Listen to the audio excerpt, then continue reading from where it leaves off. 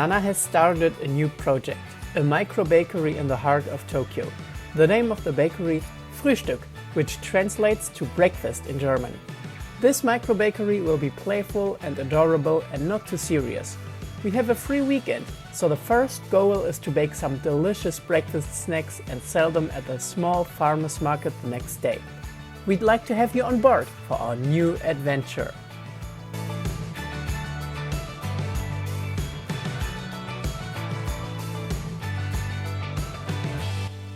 There's no pressure whatsoever with this project. However, we'd love to see this grow into a small business sometimes in the future, so we try to be as professional as possible. You know, heating ingredients properly and sticking to hygiene standards, taking exact measurements,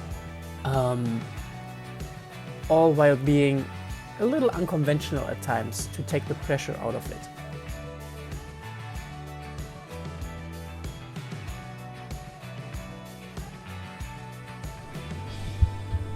But Nanako, one big mystery remains. Why do we use a shared kitchen? Because we have to, right? Because we don't have a mother. You cannot produce your goods in the same space that you're living in, right? It must be separate from each other. Your living space and your working space. So, however clean your kitchen may be, it has to be separated from your dormitory. Yeah, it's really difficult to make a sweet process in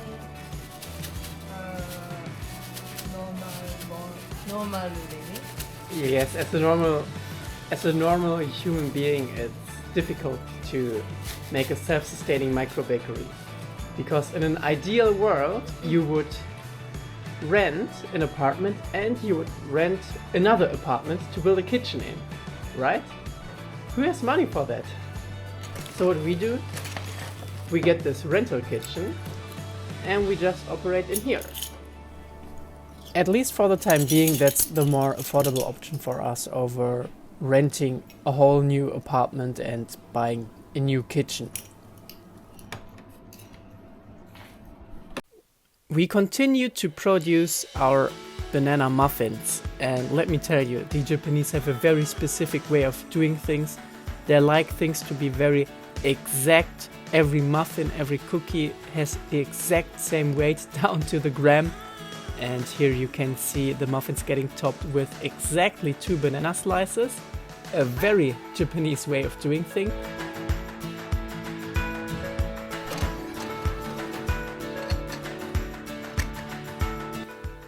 Next up were our double chocolate cookies, and let me tell you, these are by far my favorite from today's batch because we used some butterscotch Toll House chocolate chips that we got with us from our recent America trip.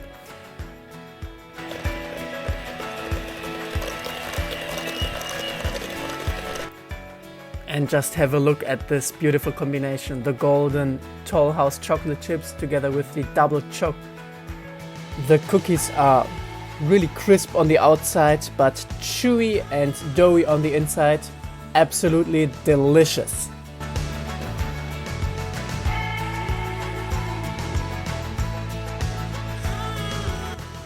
And then it was almost time for us to open shop for the first time.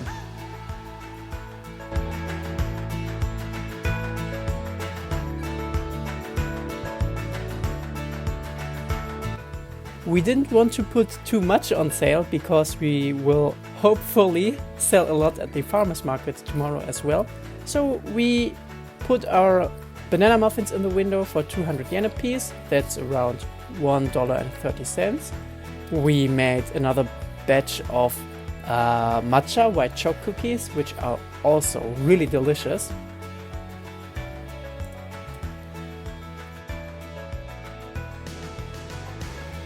And as soon as the matcha white chocolate cookies got out of the oven, we had our lineup for today pretty much ready. This is the storefront, pretty small and sweet. Yeah, it's all handmade, it's all thought out by Nana herself. This is me trying to lure in the first customers. But as I said, we will also have a farmers market tomorrow where we hopefully sell a lot of the goods too. Well, after that it was time for cleanup, packing the leftover goods, doing some cleaning, and we also had I was also surprised by a special banana bread which I didn't anticipate, which will hopefully be our top seller for tomorrow. This wasn't on sale today because we will expect it to sell very good tomorrow. And let's see how the farmers market will go.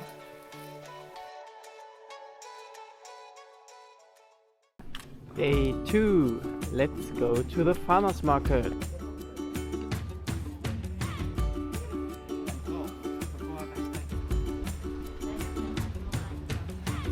We have our table and we have our goods. What's in your bag? Some oranges. We were on our way to the local farmers market the next day. We had to get there by train. It took us about 40 to 45 minutes, I would guess. And yeah, the area for the farmers market is relatively small and snug, but however, the price to enter is relatively cheap and the hurdle is very low. So even small businesses or small hobbyists like us can enter without any big hassle. We set up shop. Today we sold our banana bread, our cookies and our banana muffins. But however, since this is not strictly a food-related farmers market, a lot of people also sell handmade postcards or just little handcrafted thingies. And all in all, it's just pretty wholesome to see a small community come together.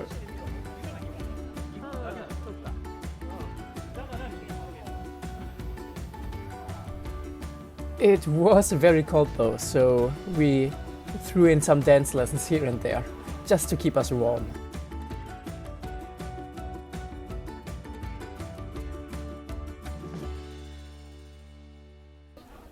And before we even realized what happened, we were down to our very last piece of chocolate marble cake. And shortly after that, we were completely sold out. We were so overwhelmed by this positive feedback. We didn't expect such positive response from our very first appearance at this farmers market. Just look at that big sigh of relief. We were so nervous about entering this farmers market because you never know how it goes, you know, if your goods sell or don't sell. But in our case it could not have gone any better, and we are so happy with how things turned out.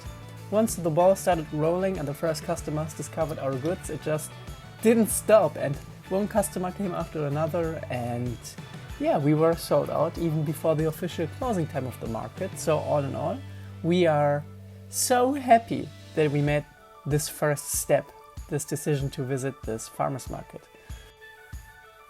All in all, we barely broke even with this farmers market. We invested around 6,000 yen into the market, and we made around the same amount by selling our goods. But this is not really our top priority. Our number one priority is just to have fun with the project, you know, since this is just a hobby.